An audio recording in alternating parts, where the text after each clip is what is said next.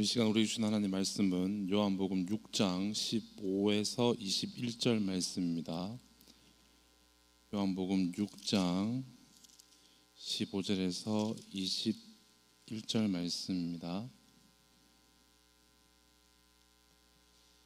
한 절씩 교독하겠습니다. 그러므로 예수께서 그들이 와서 자기를 억지로 붙들어 임금으로 삼으려는 줄 아시고 다시 혼자 산으로 떠나가시니라. 배를 타고 바다를 건너 가버나움으로 가는데 이미 어두웠고 예수는 아직 그들에게 오시지 아니하셨더니 제자들이 노를 저어 시별이쯤 가다가 예수께서 바다 위로 걸어 배에 가까이 오심을 보고 두려워하거늘. 같이 보겠습니다. 이에 기뻐서 배로 영접하니 배는 곧 그들이 가려던 땅에 이르렀더라. 아멘. 요한복음에서 요한은 굉장히 중요하게 생각하고 있고 또 굉장히 강조하는 것이 있는데 그게 뭐냐 하면은 예수님이 누구냐는 겁니다. 도대체 예수가 누구냐, 그분이 어떤 분이냐, 이것을 굉장히 중요하게 생각했고 그렇기 때문에 예수님이 누구다라는 것을 직접적으로 드러냅니다. 지난주 설교에서도 주일 설교에서 우리가 들었잖아요. 나는 양의 문이다, 뭐 이런 식으로 나는 누구다 라는 것을 사용해가지고 예수님이 누구인지를 말해주고 있습니다. 그렇다면은 왜 요한은 예수님이 누구라는 것을 중요하게 생각하고 강조해서 말하느냐 하면은 일단 예수님을 믿는 사람들을 위해서죠. 믿는 사람을 위해서인데 예수님에 대해서 잘못 알고 예수님에 대해서 이상하게 말하는 그런 이단들이 당시에 있었습니다. 그런 상황이 있었는데 그런 사람들로부터 예수님을 믿는 공동체를 보호하기 위해서 예수님이 누구다라는 것을 확실히 가르쳐 줄 필요가 있었습니다. 그런데 요한이 예수님에 대해 예수님은 이러한 분이다, 나는 양의 문이다, 뭐 생명의 떡이다, 아무리 이렇게 말해도 사람들이 그 말을 그대로 듣고 요한이 의도하는 대로 이해했느냐 했을 때 그렇지는 않더라는 겁니다. 요한은 사람들이 예수님을 인식하는 태도에 있어서 이렇게 사람들이 인식하고 있다는 것을 오늘 본문 바로 앞에서 얘기해 주고 있습니다. 오늘 본문 바로 앞에 뭐가 나오느냐 하면은 오병이어 사건이 나옵니다. 오병이어는 잘 알잖아요. 우리가 보리떡 5개 물고기 2마리로 그렇게 그거 했는 사건인데 요한복음에서는 이 사건을 표적이라고 얘기합니다. 표적을 보여주셨다 이렇게 말하잖아요. 표적이라는 것은 이제 예수님이 누구라는 것을 드러내는 사건입니다. 그 표적을 보여주셨는데 오병이어 이 사건을 통해서 예수님이 이제 드러났다는 것이죠. 어떤 분인지 누구인지. 출애굽 때 보면은 하나님께서 만나와 메추라기로 이스라엘 백성들을 다 먹이셨잖아요. 그 하나님이 오늘날 영원히 줄이지 않을 떡으로 너희를 먹이시겠다는 것을 이 예수님을 통해서, 그러니까 오병이어 사건을 통해서 보여주셨다는 겁니다. 그래서 오늘 본문 바로 뒤에 나오면 예수님이 뭐라고 말하냐면 나는 누구라고 말하냐면은 나는 생명의 떡이다 이렇게 말해요. 이거를 드러내는 거거든요. 그러니까 출애굽기에서 만나와 메추라기로 이스라엘을 먹이신 그 하나님이 오늘날 지금 보리떡 5개하고 물고기 2마리로 너희를 먹이는 지금 그 하나님 똑같다는 얘기입니다. 그러니까 예수님이 하나님이라는 이야기입니다. 결국에는. 그런데 오병이어의 사건을 경험한, 지금 먹었잖아요. 그 빈들에 모인 사람들은 예수님을 지금 근데 어떻게 인식하고 있는지 한번 보겠습니다. 14절, 6장 14절, 15절을 보면은 그 사람들이 예수께서 행하신 이 표적을 보고 말하되 이는 참으로 세상에 오실 그 선지자라 하더라. 그러므로 예수께서 그들이 와서 자기를 억지로 붙들어 임금으로 삼으려는 줄 아시고 다시 혼자 산으로 떠나가시니라. 예수님이 표적을 보여주신 것은 아까 전에 말씀드렸던 것처럼 예수님이 하나님이시라는 거, 그리스도라는 거, 그 구원자라는 걸 보여주시는 것이었는데 사람들도 예수님을 구원자로 인식했습니다. 메시아로 인식을 했는데, 하나님께서 보내주신 선지자라고도 인식을 했는데, 그런데 사람들은 자신들의 그 인식 수준에서 자신들이 원하는 메시아 정도로 예수님을 생각했다는 겁니다. 우리가 잘 아는 것처럼 예수님 어떻게 생각했냐면 정치적인 메시아로 생각했어요. 그 당시에 로마의 압제가 있었는데 로마로부터 벗어나게 해줄 분, 그리고 좀 먹고 살만하게 해줄 분, 자신들의 이익 달성을 실현시켜 줄 수 있는 이런 분이 왕이 되면 좋겠다라고 생각한 겁니다. 근데 예수님은 사람들이 그 생각하는 것 훨씬 뛰어노는 분이었죠. 훨씬 뛰어노는 분. 이 세상과 우주 만물을 창조하신 하나님이었다는 겁니다.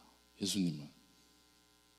근데 사람들은 자신이 보고 싶은 것, 그리고 자신이 믿고 싶은 것, 그리고 자신의 필요에 따라서 예수님을 믿어버렸다는 겁니다. 사람들이 예수님을 그런 용도의 왕으로 삼으려는 줄 예수님께서 아시고 그 자리를 떠나서 홀로 산으로 가셔버렸습니다. 바로 그 자리를 벗어나십니다. 하나님께서 우리를 사랑하시기 때문에 우리에게 베풀어 주시는 은혜가 있습니다. 하나님께서 우리를 사랑하시기 때문에 우리에게 주시는 말씀이 있습니다. 그런데 인간은 그 은혜와 말씀을 하나님께서 주시는 의도와는 다르게 자신의 입장에서 자기 마음대로 해석할 때가 많다는 겁니다. 이렇게 되면 결국 내가 좋고 내한테 감동이 되면은 그것이 하나님의 뜻이든 하나님의 뜻이 아니든 상관없이 내가 좋으면 그것을 하나님의 뜻처럼 생각해 버린다는 겁니다. 그래서 많은 사람들이 내 입맛에 맞는 하나님을 찾기 위해서 이 교회 저 교회로 찾아다닙니다. 그리고 인터넷을 통해서 많은 설교를 듣기도 합니다. 내 마음에 맞으면 하나님의 역사고 하나님의 은혜로 해석하고, 내 마음에 들지 않으면 끊임없이 내 마음을 달래고 위로해 줄 그 은혜를 갈망합니다. 그런데 이것이 안 채워져요.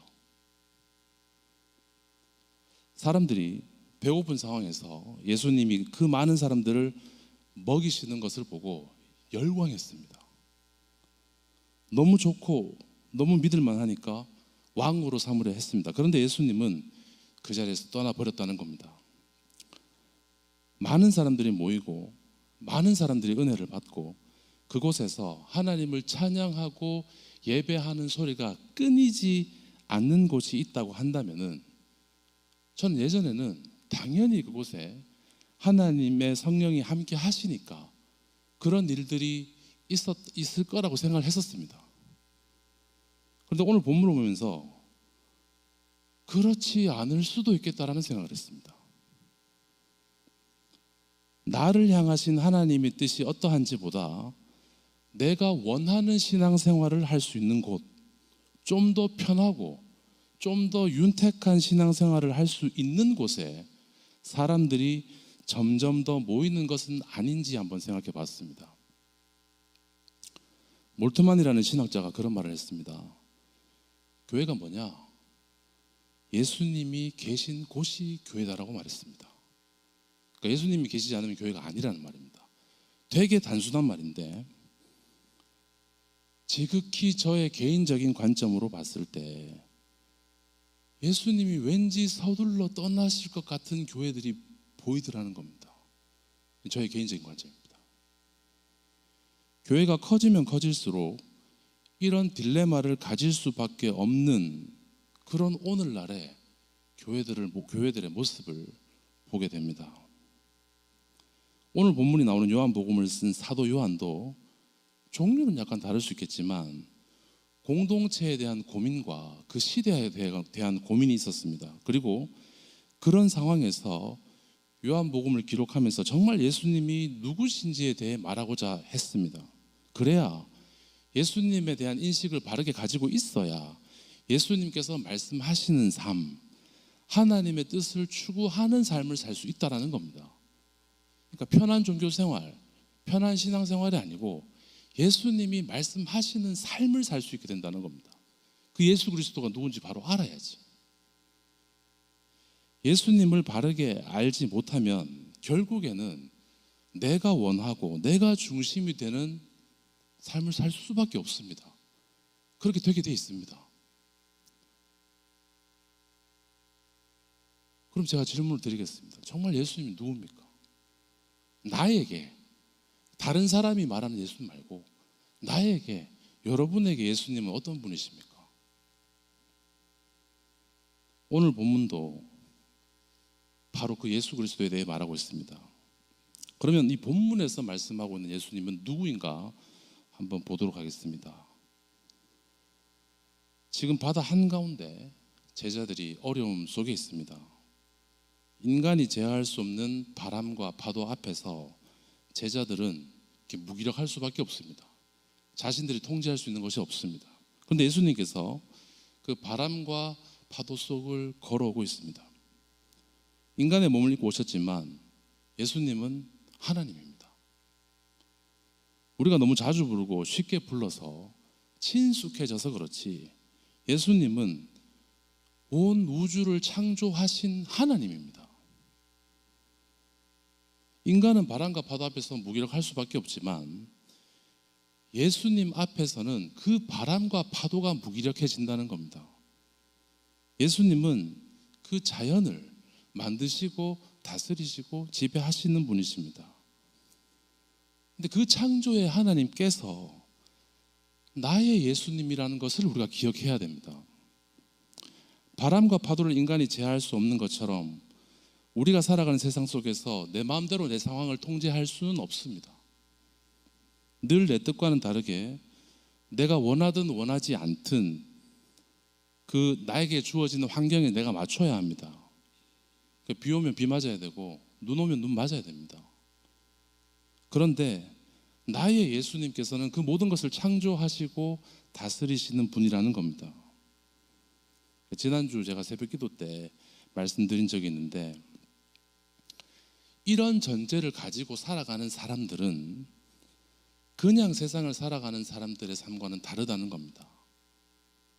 우주 만물을 창조하시고 나를 창조하신 그 하나님이 나의 하나님이라는 생각을 가지고 살아가는 사람들에게 바람과 파도는 당연히 힘들고 아픈 것이기도 하지만 그것이 끝도 아니고 영원할 것도 아니기 때문에 그 상황 속을 이겨낸다는 겁니다. 버텨간다는 겁니다.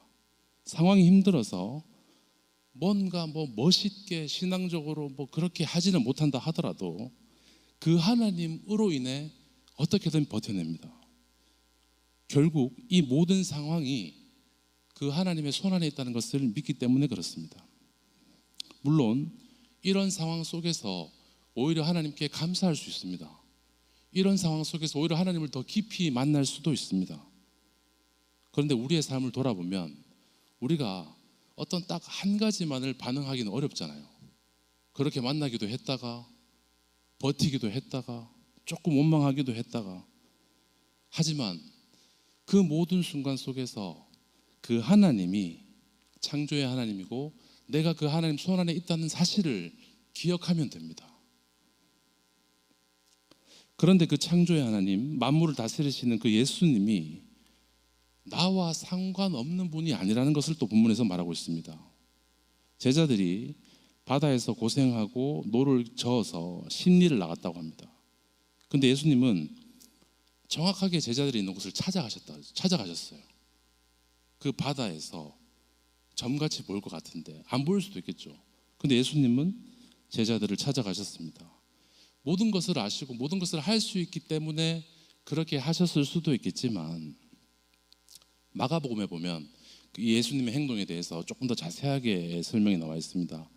마가복음 그 6장 46절부터 보면은 무리를 작별하신 후에 기도하러 산으로 가시니라. 저물매 배는 바다 가운데 있고 예수께서는 홀로 무태 계시다가 바람이 거스름으로 제자들이 힘겹게 노젓는 것을 보시고 밤 사경쯤에 바다 위로 걸어서 그들에게 오사 지나가려고 하시매. 이렇게 나옵니다. 여기서 보면 예수님이 이제 기도하러 산에 가시잖아요. 요거 똑같은데, 근데 47절에 보면은 저물매 배는 가운데 있고 예수께서는 홀로 무태 계시다가 이렇게 나옵니다.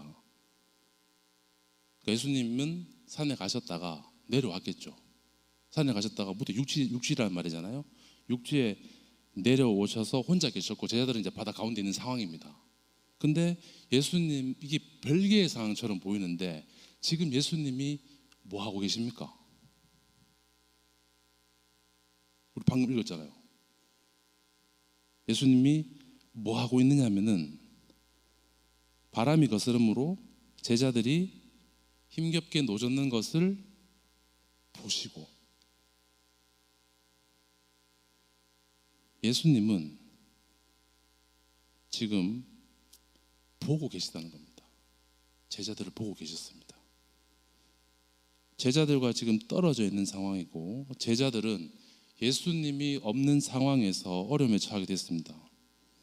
제자들은 노젓고 막 살라고 발버둥을 쳤겠지만은 예수님은 그 모든 상황을 보고 계셨다는 겁니다. 제가 어릴 때 정확히 언제인지 모르겠습니다. 근데 설교에서 들은 예화가 생각이 났습니다. 어떤 예화였냐면은 그 인디언 부족의 성인식에 관한 얘기였습니다. 인디언 부족에서 소년이 이제 성인이 되기 위한 그 시험을 쳐야 되는데, 그게 뭐였냐면은 숲속에서 나무에 개를 묶어놓고 그 밤 하루를 이렇게 견뎌야 된다 하더라고요. 근데 왜 그렇게 하는지는 잘 모르겠습니다. 어쨌든 낮에는 괜찮을지 모르겠지만 밤에는 얼마나 무서웠겠습니까? 밤에 산에 가긴 봐도 무서운데, 근데 막 산에 짐승 소리 들리고 막 이렇게 되면 실제로도 위협이 안 있었겠습니까? 근데 그 소년은 그런 어떤 극도의 두려움을 견디면서 그 밤을 보내게 됩니다. 근데 소년에게는 아무 일도 일어나진 않아요. 그 시험을 친 소년들은 다친 사람이 없어요. 아무 일도 일어나지, 모두가 통과합니다. 근데 어떻게 그럴 수 있느냐 하면은 그 아이는 몰랐겠지만 그 아이의 아버지가 그 주위에 나무 위에 올라가 있답니다. 그러가 이렇게 화살을 이렇게 들고 있답니다. 혹시나 주위에 어떤 게 있으면은 그거를 물리치려고 계속 주시하고 있는 거죠. 그래서 그 아이와 함께 그 아버지는 밤을 같이 지새는 겁니다. 예수님이 우리를 사실 그렇게 몰래 지켜보시는 건 아니죠. 항상 지켜보신다고 엄청 말씀하시지만 우리가 인식을 못하는 거죠. 우리가 인지를 못합니다. 하지만 인지를 못한다고 하더라도 예수님 우리를 지켜보고 계시다는 겁니다. 제자들이 바다 한가운데서 어려움 속에 있을 때 예수님은 그들을 지켜보고 계셨다는 겁니다. 눈을 떼지 않고 보고 계셨고, 그래서 그들에게 찾아오실 수 있었다는 겁니다. 우리가 살다 보면은 그 예수님으로부터 이렇게 분리된 것 같은 시간이 우리한테 존재합니다. 예수님이 창조주이시고 나의 하나님이신 것을 알지만 너무나 극심한 고통 속에 있으면 사실은 그것이 크게 뭐 그렇죠, 막 알아도 힘이 듭니다. 믿어도 위로가 안 될 때가 있습니다. 그래서 예수님이 뭐 하시는지, 나를 보고 계시는 것인지 아니면 요 순간은 나를 외면하는 것인지라고 생각이 들 때도 있습니다. 근데 오늘 본문을 통해서 우리가 분명하게 알 수 있는 것은 예수님은 우리를 보고 계시고 있고 우리를 찾아와 주신다는 겁니다. 그 베데스다 연못에 38년 된 병자에게 찾아오셨던 그 예수님, 그리고 그 뽕나무에서 기다리다 예수님 되는 그 삭개오에게 찾아오셨던 그 예수님께서 저하고 여러분에게도 찾아오신다는 것을 믿으시기 바랍니다. 예수님은 그 창조의 하나님이시고 그 창조의 하나님이 나를 늘 지켜보시고 나를 찾아와 주시는 분이라는 것을 지금 우리가 봤습니다. 그런데 이런 예수님이 이 제자들에게 한 행동을 다시 한번 보겠습니다. 오늘 본문에서는 제자들이 먼저 배 타고 바다를 건너는 것으로 나옵니다. 근데 마가복음을 또 보면 좀 참고하겠습니다. 좀 더 상세하게 나오는데 45절에 보면은 예수께서 즉시 제자들을 재촉하사 자기가 무리를 보내는 동안에 배 타고 앞서 건너편 벳세다로 가게 하시고 이렇게 나옵니다. 그러니까 예수님이 제자들을 먼저 보낸 겁니다. 너가 먼저 가라. 난 좀 더 갈게. 이 상황입니다. 예수님도 알고 계시죠? 저 길에 갔을 때 바다에 바람이 불고 파도가 높이 칠 거라는 것도 알고 계시지만 제자들을 먼저 보내셨습니다. 왜 먼저 보냈을까요? 같이 가도 되는데. 물론 기도하시기 위해서 그것도 있었겠죠. 그런데 예수님은 어떻게 보면 이 제자들이 지금 예수님을 따르고 처음 예수님과 이렇게 떨어져 있는 상황이지 않습니까? 그 상황을 의도했다라고 생각할 수 있습니다. 일부러 그런 상황을 만드신 것입니다. 저는 아이들을 키울 때, 물론 지금도 별로 크진 않지만 이 아이들이 그러니까 부모 도움 없이도 나중에 스스로 살아갈 힘을 길러줘야 된다는 것이 저한테 되게 큰 교육 철학이었습니다. 제가 가지고 있는 교육 철학 중에서 이게 다는 아니었지만 저는 이 부분을 굉장히 중요하게 생각했었습니다. 그래서 조금 빠른 감이 있지만 그런 얘기를 애들한테 했던 것 같습니다. 아빠가 이걸 너한테 영원히 해줄 수는 없다. 네가 영원히 아빠가 이걸 도와줄 수도 없고 언젠가는 네 스스로 해야 될 때가 온다. 이 얘기를 자주 했습니다. 그래서 아빠가 있을 때 연습해봐. 혼자 한번 해봐. 이 얘기를 많이 했던 것 같습니다. 그리고 뭐 늘 같이 데리고 자다가 대표적으로 왜 따로 이제 분리해서 하지 않습니까? 그런 거라든지 아니면 뭐 그 학교에 이제 초등학교 1학년 때 2학년 때 뭐 데려다 주다가 왜 동생 손잡고 이제 가봐라 뭐 이렇게 하지 않습니까? 뭐 그런 거라든지 당시에는 아이들한테 어렵고 힘들었겠지만 그러니까 그 과정을 거치지 않으면 절대로 그것을 스스로 할 수 있는 힘이 생기지 않지 않습니까? 그래서 아무리 어렵고 힘들다 하더라도 그리고 그것을 보는 마음이 좀 아프다고 하더라도 그 과정을 견뎌야 되잖아요. 그래서 저도 그렇고 뭐 저 아내도 그렇고 애들도 그렇고 그 순간에는 서로 다 힘들죠.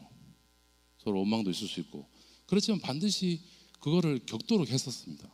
어떻게 하든지 간에 아이들이 커도 이런 과정은 계속 반복이 되더라고요. 지금도 마찬가지입니다.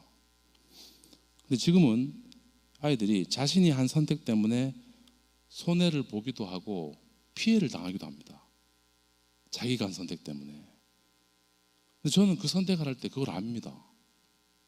그 손해를 볼 것을 욕하면 안 될 낀데 라는 것을 알고 있지만 허락합니다. 왜냐하면 그 실패를 통해서 배우는 것들도 많지 않습니까? 그리고 그걸 실패를 하고 이제 수습하고 일어서도록 하는 것을 연습하기 위해서는 또 그 과정도 필요하겠더라고요. 예수님이 제자들을 데리고 계셨지만 영원히 제자들과 함께 있는 것은 아니었습니다. 그러니까 영원히 함께 하시는데 물리적으로. 그래서 예수님은 제자들이 성장하기를 원하셨다는 거예요. 그러니까 진짜 제자가 되기를 원하셨다는 겁니다.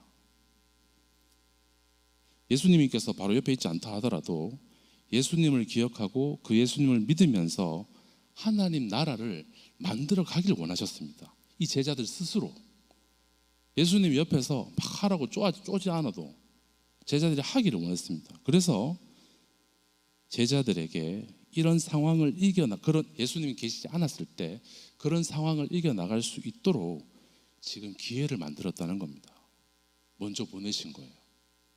바다로 예수님 가지 않고 먼저 보내셨습니다. 제자들이 성공하느냐? 늘 실패합니다. 제자들은 계속 실패합니다. 그렇지만 예수님은 그걸 아시지만 그런 제자들을 계속 지켜보시더라는 거죠. 그리고 돌봐주십니다. 나에게 일어나는 모든 일이 그렇지는 않습니다. 모든 일은 그렇지 않겠지만 때로는 예수님이 우리로 하여금 예수님이 안 계신 것과 같은 상황을 주실 때도 있다라는 겁니다. 어렵고 힘든 일이 있다고 해서 무조건 예수님이 이렇게 하셨다라고 생각하는 건 무리가 있습니다. 그거는 세상의 악함 때문에 일어나는 경우도 많기 때문에. 하지만 우리를 성장시키기 위해서 하나님 나라의 백성으로 살아가게 하기 위해서 우리의 믿음을 더욱더 단단하게 만들어 주시기 위해서 예수님이 돌보지 않는 것 같은 그런 상황을 주실 때도 있더라는 겁니다. 근데 아까도 봤지만 그런 상황에서 예수님은 절대 우리에게서 눈을 떼시지 않습니다. 저는 제 삶을 돌아보면 그런 시간들을 통해서 오히려 예수님에 대해서 더욱 깊이 생각하게 되었습니다. 예수님과 그런 순간에 오히려 더 깊은 교제를 나누었던 것 같습니다. 그것이 원망이 되었든 감사가 되었든. 그 당시에는 그 시간들이 괴로웠는데 지금은 그런 시간들이 반드시 필요하다는 생각을 하게 됩니다. 왜냐하면 그런 시간들을 거친 사람들과 그 시간을 거치지 않는 사람들이 그 예수님과의 관계를 가지는 것을 보면 다릅니다. 다릅니다. 깊이가 다릅니다. 그래서 저에게 예수님은 오늘 본문에서 요한이 말하고자 했던 그 창조의 하나님 맞습니다. 그 하나님 맞더라고요. 그리고 늘 저를 지켜보시는 하나님이시고 또 제가 더 성장하기를 원하시고 저와 더 가까워지기를 원하는 분이라는 것을 한 번 더 생각하게 되었습니다. 그 예수님이 오늘도 제 삶 속에서 내니 두려워하지 말라 라고 말씀하시는 것을 또한 믿습니다. 근데 저뿐만 아니고 이것이 우리의 고백이 되었으면 좋겠습니다. 다른 분들의 고백도 좋지요. 그걸 듣는 것도 좋지만 그러나 정말 내가 만나고 내가 경험하는 그 예수님으로 인해서 그렇게 고백하면서 그 주님과 매일매일 살아가는 저와 여러분 될 수 있기를 바랍니다. 우리 말씀을 생각하면서 같이 기도하겠습니다. 예수님을 바로 알게 해주시고 그 예수님이 나의 예수님이 되셔서 예수님과 함께 사는 삶 살게 하여 주옵소서. 우리 같이 기도하겠습니다. 아버지 하나님 또한 기도합니다. 하나님 아버지 그 삶을 살아갈 수 있도록 주님 도와주옵소서. 하나님 아버지 하나님과 함께 하기를 원합니다. 하나님 말씀 붙잡고 살기를 원합니다. 주님 인도해 주옵소서. 주님과 함께 주님께서 주시는 그 음성 듣고 살아갈 수 있도록 주님 역사해 주시옵소서. 아버지 하나님 하나님과 함께 하기를 원합니다. 하나님 말씀 붙잡고 살기를 원합니다. 주님 역사해 주옵소서. 아버지 하나님 그 창조의 하나님께서 우리 가운데 함께 해주심을 믿습니다. 하나님 이런 모든 순간들 주님 맡기고 아버지 주님 믿으며 그 주님과 함께 나아갈 수 있도록 아버지 역사해 주옵소서. 아버지께서 붙잡으시길 것을 원합니다. 주님 도와주시옵소서. 주님 인도해 주옵소서.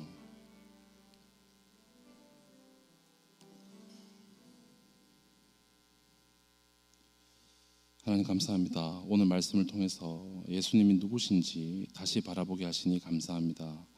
우리의 생각과 기준으로 주님을 판단하지 않게 하시고 말씀을 통해 드러난 참된 주님을 바로 알게 하여 주옵소서.